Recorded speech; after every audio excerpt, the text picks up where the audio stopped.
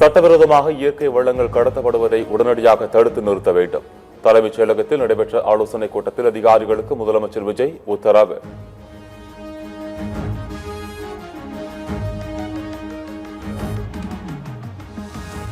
மின்வாரிய அலுவலகத்தில் மாயமான ஹார்ட் டிஸ்களில் பெங்களூருவில் மீட்பு என அமைச்சர் நிர்மல்குமார் பேட்டி. தவறு செய்தவர்கள் யாராக இருந்தாலும் நடவடிக்கை எடுக்கப்படும் என உறுதி. தேவையான டாக்குமெண்ட்ஸ், தேவையான விஷயங்கள் அனைத்தும் சிபிஐக்கு ஹேண்ட் ஓவர் பண்ண விட்டுச்சு. கண்டிப்பா எந்த இடத்துலயும் யாரும் தப்பிக்க முடியாது. ஒரு சில ஹார்ட் டிஸ்க் எடுத்துட்டு அவங்க தப்பிக்கலாம் நினைக்கிறாங்க. அதோட டேட்டா கண்டிப்பா நமக்கு டிஜிட்டல் ஃபார்மேட்ல இல்லாம மேனுவல் ஃபார்மேட்ல இருக்கும். ஸோ அதை எல்லாத்தையும் வேலிடேட் பண்ற பணிகள் நடந்துட்டு. தமிழ்நாடு மின்வாரிய தலைமை அலுவலகத்தில் ஹார்ட் டிஸ்களை திருடிய ஒப்பந்த ஊழியர் கைது. தகவல் தொழில்நுட்ப பிரிவில் வேலை செய்து வந்த கோபிநாத் ஹார்ட் டிஸ்குகளை திருடிவிட்டு நாடகம் ஆடியது அம்பலம்.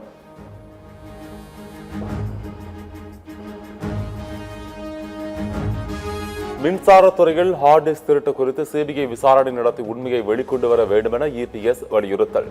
தூய சக்தி என்று சொல்லிக் கொள்ளும் ஆட்சிகள் தரவுகள் காணாமல் போனதை என்னவென்று சொல்வது எனவும் விமர்சனம்.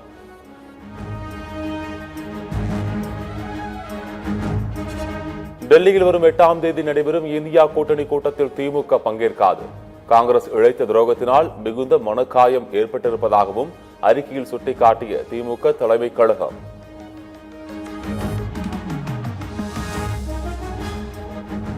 அரசியல் பிரவேசம் குறித்து மனம் திறக்கிறார் தமிழக பாஜக முன்னாள் தலைவர் அண்ணாமலை. நாளை நண்பகல் 12 மணிக்கு சமூக வலைதளங்கள் மூலம் மக்கள் கேட்கும் கேள்விகளுக்கு பதிலளிக்க உள்ளதாக அறிவிப்பு. மாநிலம் முழுவதும் பல்வேறு இடங்களில் உள்ள பத்திரப்பதிவு அலுவலகங்களில் லஞ்ச ஒழிப்புத்துறை சோதனை. லஞ்ச ஒழிப்புத்துறை இயக்குநர் அருண் உத்தரவின் பேரில் அதிரடி ரைடு.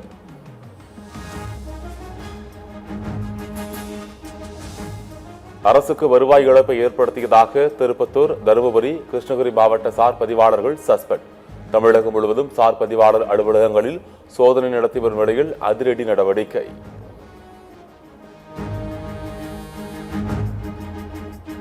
தமிழகத்தில் 7 ஐபிஎஸ் அதிகாரிகளை மாற்றம் செய்து உத்தரவு.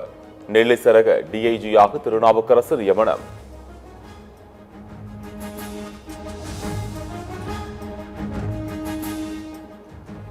சட்டப்பேரவையில் புதிய செயலாளராக பொறுப்பேற்றார் சாந்தி. சட்டமன்ற வரலாற்றில் முதல் பெண் செயலாளராக சாந்தி பணியை துவங்கினார்.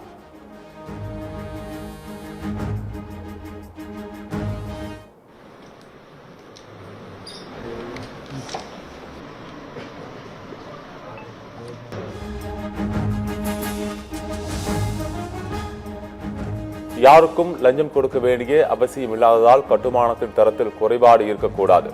யாராவது லஞ்சம் கேட்டு தொல்லை கொடுத்தால் புகார் அளிக்கலாம் என பொதுப்பணித்துறை ஒப்பந்ததாரர்களுடனான ஆலோசனைக் கூட்டத்தில் அமைச்சர் ஆதவ் அர்ஜுனா அறிவுறுத்தல்.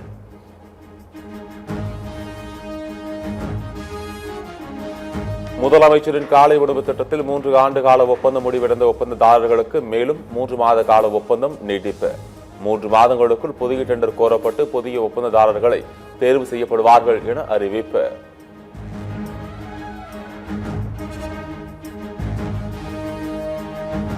தமிழ்நாட்டில் 13 இடங்களில் இன்று வெயில் சதமடித்ததால் மக்கள் அவதி.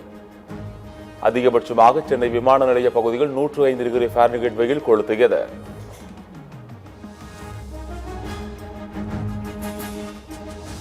சென்னையை தொடர்ந்து வேலூரில் 104 டிகிரி, கடலூரில் 103 டிகிரி வெப்பம் பதிவு.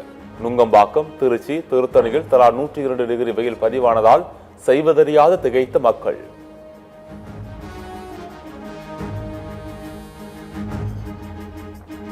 கன்னியாகுமரி, நீலகிரி, கோவை மாவட்டங்களுக்கு நாளை மிக கனமழை எச்சரிக்கை.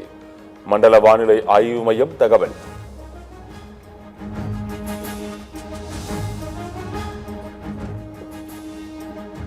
அம்பாசமுத்திரம் இடைத்தேர்தலில் மு.க. ஸ்டாலின் போட்டியிட்டால் வரலாறு காணாத வெற்றி பெறுவார்.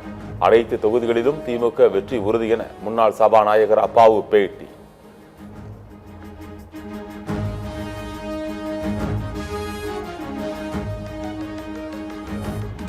வரும் காலங்களில் மற்ற சின்னத்தில் மதிமுக போட்டியிடாது. மதிமுக முதன்மை செயலாளர் துரை வைகோ திட்டவட்டம். எங்களுடைய நிலைப்பாடு தற்போதைக்கு பொறுத்தவரைக்கும் கடந்த 10 வருடங்களாக நாங்கள் திராவிட முன்னேற்ற கழகத்தின் தலைமையிலான கூட்டணியில் நாங்க தொடர்ந்துட்டு இருக்கோம். இப்பயும் நாங்க அதுல தான் இருக்கிறோம். நாங்க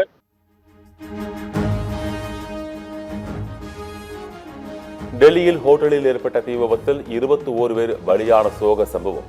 தீயில் சிக்கி ஒரே குடும்பத்தைச் சேர்ந்த 8 பேர் உயிரிழந்த பரிதாபம்.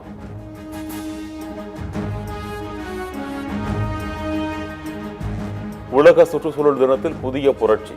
மத்திய அரசின் பால் நிறுவனமான மதர் டெய்ரி இயற்கையாகவே மண்ணில் மக்கும் தன்மை கொண்ட புதிய பால் பாக்கெட்டுகளை தயாரித்து சாதனை.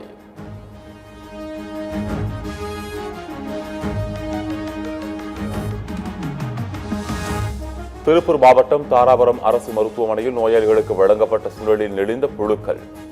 வண்டுகள் புழுக்களை பார்த்து நோயாளிகள் அதிர்ச்சி.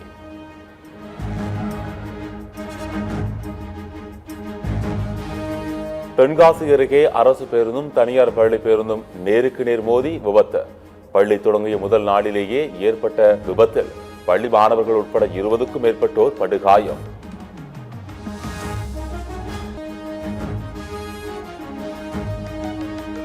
திண்டுக்கல் மாவட்டம் செம்பட்டி அருகே சேவல் சண்டை. ஒரு கார் 2 இருசக்கர வாகனம் விலை உயர்ந்த 15 சேவல்கள் பறிமுதல்.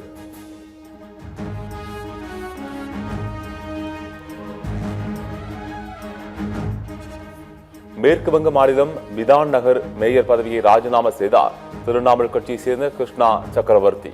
தேர்தல் தோல்விக்கு பின் மம்தா பானர்ஜியை அடுத்தடுத்து நெருக்கடி.